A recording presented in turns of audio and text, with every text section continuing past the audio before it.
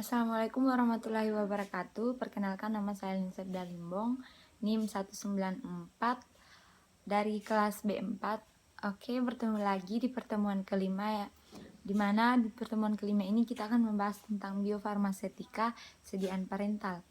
Nah, sebelum kita masuk ke dalam materi, terlebih dahulu kita mengetahui apa sih sediaan parental itu? Sediaan parental adalah sediaan yang digunakan tanpa melalui mulut atau dapat dikarenakan obat dimasukkan ke dalam tubuh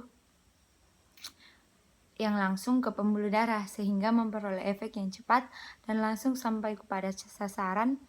Contohnya itu seperti suntikan atau insulin. Selanjutnya di sini ada literatur yang akan mendukung materi kita dari materi sediaan parental ini.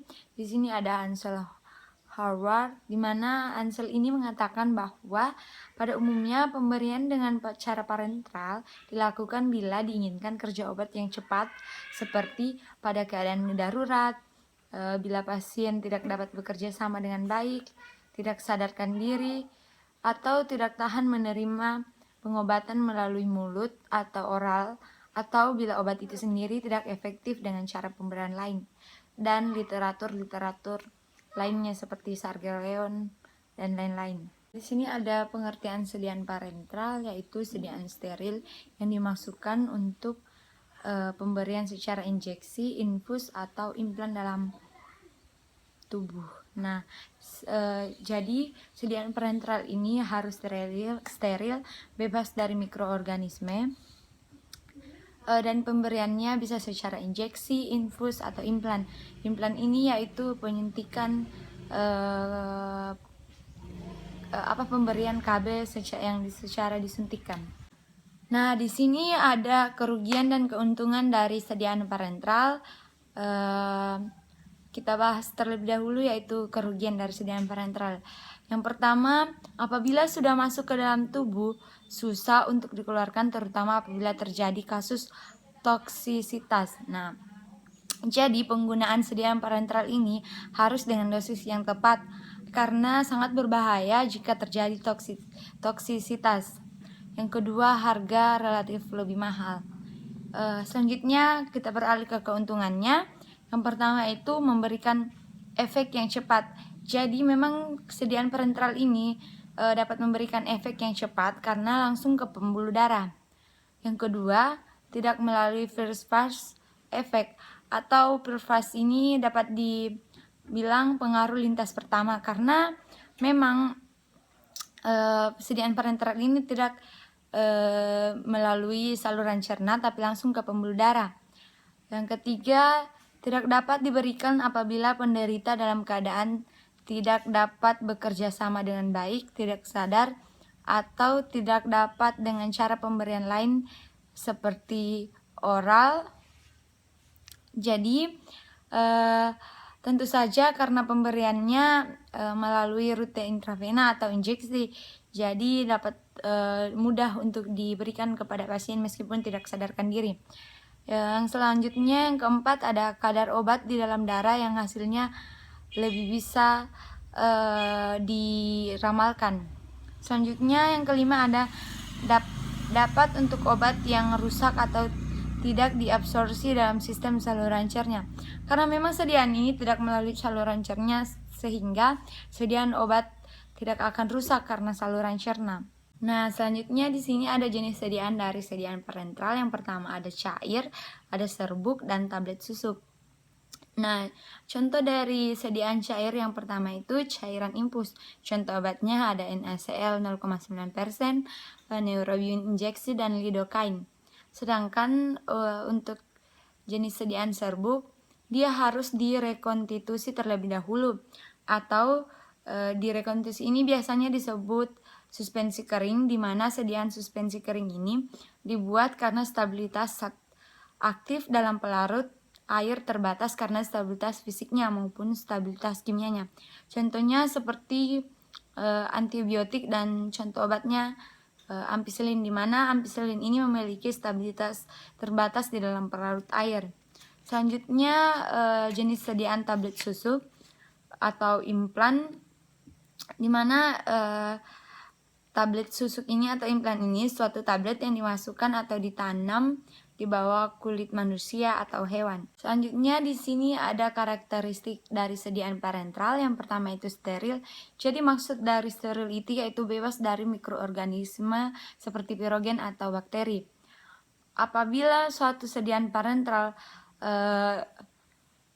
ada mikroorganisme seperti pirogennya, efek farmakologis yang ditimbulkan akan terjadi PFR, malaise, dan HEATS, di mana PFR ini yaitu penyakit komplikasi dari penyakit malaria yang dapat menyebabkan demam, dan malaise ini adanya rasa tidak enak atau nyeri pada badan, dan HEATS ini rasa sakit kepala yang berat atau kronik.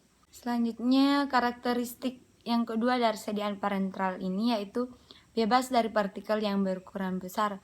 Maksudnya itu partikel yang melayang, tidak larut dalam sediaan parentral.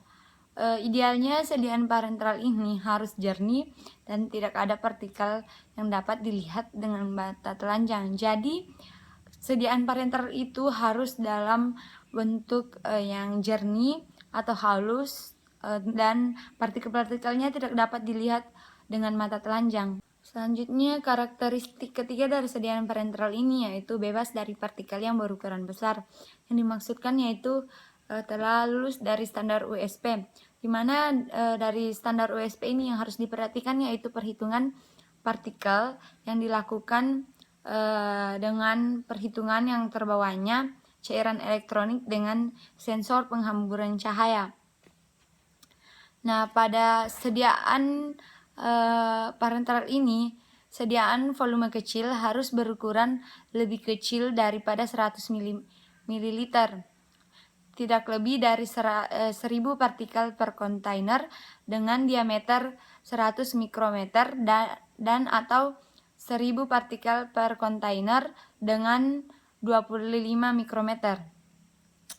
Sedangkan pada sediaan volume besar tidak lebih 50 partikel per mililiter dengan 100 mikrometer dengan 10 mikrometer dan atau tidak lebih dari 5 partikel per mililiter dengan 25 mikrometer. Karakteristik selanjutnya dari sediaan parentral ini yaitu stabil secara fisika dan kimia dalam kurun periode tertentu. Hal ini menentukan bahwa sediaan steril akan berada dalam bentuk cair atau serbuk. Jadi sediaan parentral ini harus stabil secara fisik dan kimianya sehingga dapat menimbulkan efek farmakologis yang tepat dan baik. Selanjutnya kita masuk pada jenis rute dari sediaan parentral. Yang pertama ada intravena. Nah, intravena ini terbagi lagi menjadi dua, yaitu intravena drip dan intravena bolus. Nah, intravena drip ini yaitu metode drip infus yang dimasukkan bahan kontraks biasanya melalui drip infus yang telah terpasang dengan selang infus pada pembuluh darah vena. Sedangkan intravena bolus, penyuntikan yang dilakukan dengan manual, yaitu dengan menggunakan spoid. Terus yang kedua ada jenis rute intramuskular. Jadi jenis rute intramuskular ini yaitu obat disuntikan pada bagian otot. Sedangkan yang ketiga ada subkutan. Subkutan ini disuntikan pada kulit. Yang keempat ada intradermal. Intradermal ini disuntikan tidak masuk di bawah dermis, biasanya digunakan untuk vaksinasi. Selanjutnya ada epidural, di mana epidural ini suntikan yang menggunakan obat bius lokal yang disuntikan ke dalam ruang-ruang epidural yang melindungi sumsum tulang belakang. Jenis rute intraarterial, di mana rute anterior ini disuntikan ke pembuluh nadi. Yang ketujuh ada intrakardiak. Intrakardiak ini maksudnya itu disuntikan di dalam jantung atau langsung ke jantung. Selanjutnya di sini ada grafik seperti minggu lalu, di mana grafik ini konsentrasi plasma setelah pemberian obat dengan dosis yang sama dengan 3 rute berbeda. Di sini ada 3 rute, yaitu intravena, intramuskular, dan oral. Seperti yang kita ketahui, intravena itu penyuntikan ke pembuluh darah, sedangkan intramuskular di otot, sedangkan oral melalui mulut. Nah, dari grafik ini kita dapat melihat atau kita dapat menyimpulkan bahwa pada waktu pertama diinjeksikan atau disuntikan, dosis yang masuk ke dalam sirkulasi atau konsentrasi plasma itu, yang pertama yang menduduki adalah intravena dengan dosis 100%. Mengapa intravena yang paling cepat?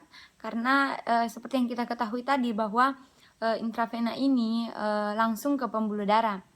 Selanjutnya yang kedua yang cepat yaitu intramuskular. Kenapa intramuskular? Karena intramuskular meskipun disuntikan ke dalam otot, tetapi harus melalui penyerapan terlebih dahulu untuk sampai ke pembuluh darah. Sedangkan yang paling lambat yaitu oral, karena memang penggunaan obat secara oral kita harus obatnya harus diabsorpsi dulu dan harus melalui banyak rute. Selanjutnya di sini ada lagi grafik tentang intravena bolus dan intravena drip. Yang dimana intravena bolus ditandai dengan garis putus-putus, sedangkan intravena drip ditandai dengan garis yang lurus yang dimulai dari bawah. Jadi kalau kita melihat dari grafik ini, kita dapat menyimpulkan bahwa dari intravena bolus, dosis pemeliharaan dapat dicapai dengan cepat dengan pemberian dosis muat atau dosis awal. Sedangkan pada intravena drip, kita dapat melihat bahwa pemberiannya hanya sampai pada kadar efektif minimum, tetapi pada saat tertentu kemungkinan kadar obat dari keduanya dapat mencapai kadar maksimum yang masih aman, dan kemungkinan kadar di bawah dari kadar efektif minimum.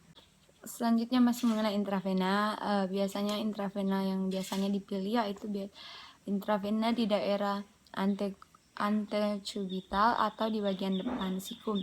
Nah, vena di bagian ini biasanya berukuran besar dan muncul di permukaan sehingga dapat mudah dilihat, sehingga dapat menjadi pilihan yang tepat.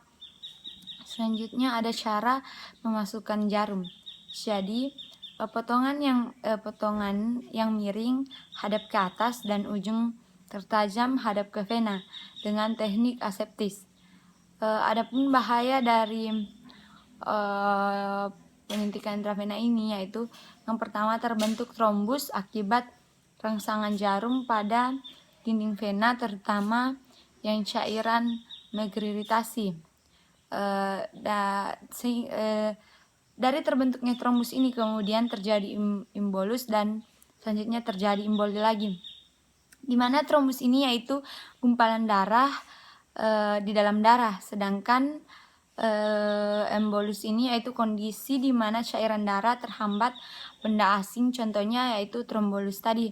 Sedangkan emboli yaitu terjadinya penyumbatan pada pembuluh darah. Selanjutnya bisa untuk volume besar atau kecil. Jadi ini tergantung dari intravena seseorang atau kebutuhan dari seseorang tersebut. Selanjutnya volume tetesan 2-3 mili per menit. Selanjutnya kita beralih ke intramuskular. Di sini ada pertanyaan atau pernyataan bahwa efek tidak secepat intravena, tapi biasanya lebih lama.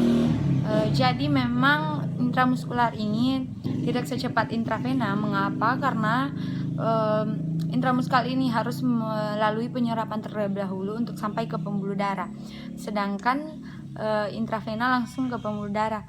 Mengapa biasanya lebih lama? Karena memang karena intramuskular ini harus melalui penyerapan terlebih dahulu. Yang kedua, biasanya absorpsi larutan, suspensi, dan sediaan air atau minyak. Selanjutnya biasanya disuntikan pada otot rangka, dan tempat injeksi sebaiknya sejauh mungkin dari saraf utama.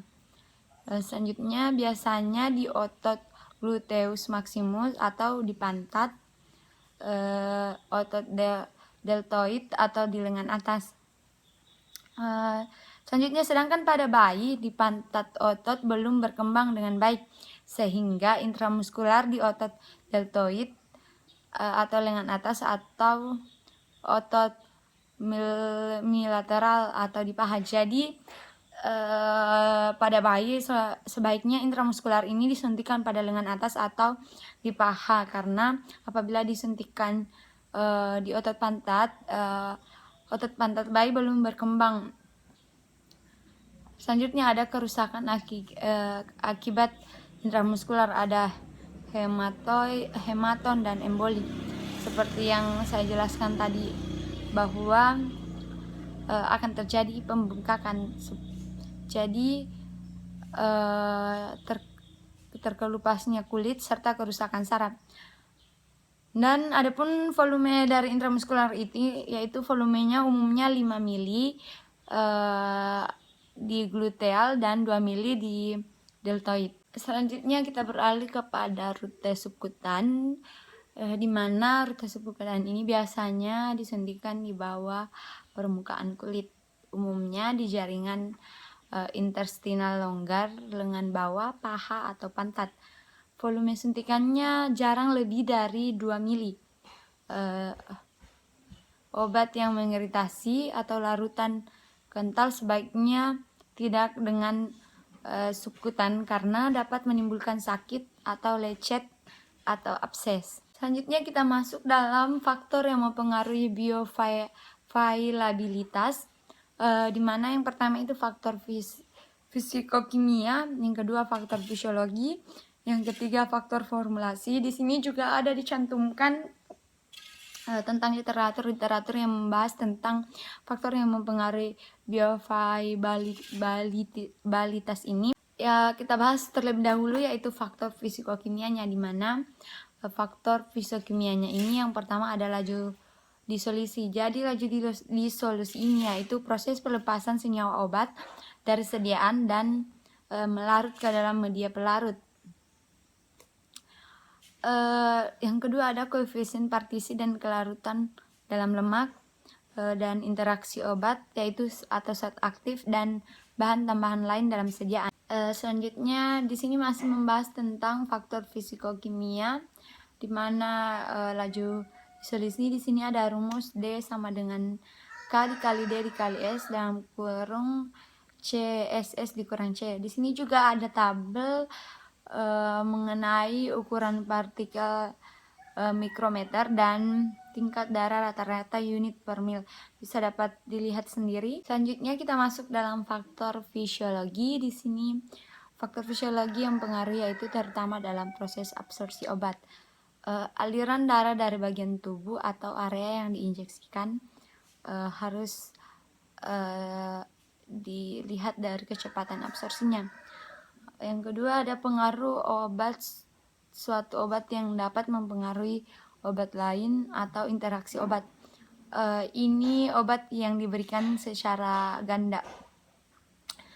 Contohnya itu obat yang menyebabkan vasokonstriksi atau vasodilatas. Yang ketiga ada gerakan absorpsi obat. Yang keempat ada tempat injeksi atau terutama di intramuskular. Selanjutnya kita masih membahas tentang faktor fisiologi, terutama dalam absorpsi obat atau tempat injeksi dari obat, yaitu intramuskular. Di sini ada tabel mengenai konsentrasi puncak kapradain setelah diinjeksi intramuskular dengan berbagai rute. Di sini ada injeksi site dan di sini ada males atau female, di mana males ini yaitu laki-laki dan untuk female ini untuk perempuan. Jadi bisa dilihat sendiri ukurannya masing-masing. Selanjutnya kita masuk dalam faktor formulasi, di mana faktor formulasi ini biasanya berpengaruh pada penyuntikan intravena, intramuskular dan subkutan.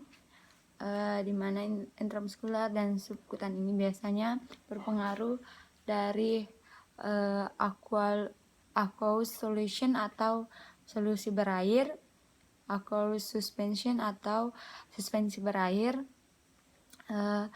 oleosulation atau oleosolusi, dan oleosuspension atau suspensi yang halus.